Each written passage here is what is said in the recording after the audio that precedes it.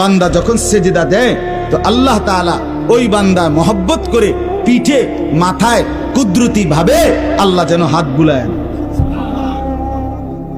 হাত বুলায়, আল্লাহ যেন মায়া করে আদর করে। আনিস আসছো না, আমাকে সেজদা দিলা, আচ্ছা উঠো, ইরফা রাসাক, তোলো মাথা তোলো, বসো।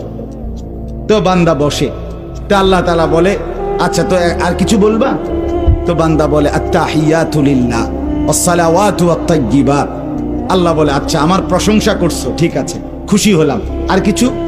তো বান্দা এবার বলে আল্লাহুম্মা সাল্লি আলা মুহাম্মদ ওয়া আলা আলি মুহাম্মদ, মানে পুরাটা আর কি।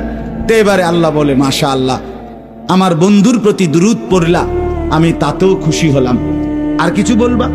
তো এবার বান্দা বলে রব্বুল আলামিন, সেজদা দিয়ে আপনার কাছে আসলাম, আপনার প্রশংসা, আপনার বন্ধুর প্রশংসা করে আপনার খুশি অর্জন করলাম।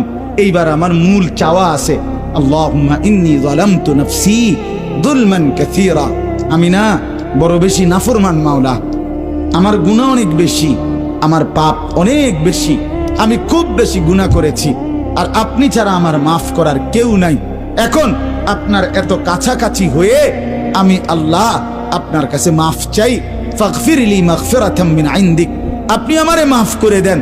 খোদার কসম, রব্বুল আলামিন বলে দরজায় দাঁড়িয়েও যদি কোনো দুনিয়ার কারো কাছে, কোনো ব্যক্তির দাতার কাছে, দুনিয়ার কোনো দানশীলের কাছে দুয়ারে দাঁড়িয়েও যদি কেউ হাত পাতে, সে তো তাকে ফিরায় দেয় না। আর আমি যার মাথায় হাত বুলাইলাম, মার পিঠে হাত বুলাইলাম, আমার এত কাছে আইনা বসাইলাম, তাকে আমি ফিরায় দেব কেন?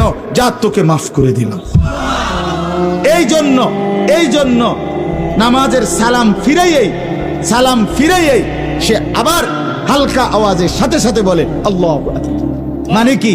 আল্লাহু আকবার অর্থ হইল ভাই সাহেব, আল্লাহু আকবার, আমার আল্লাহ বড়, আমার আল্লাহ আমারে মাফ করে দিছে।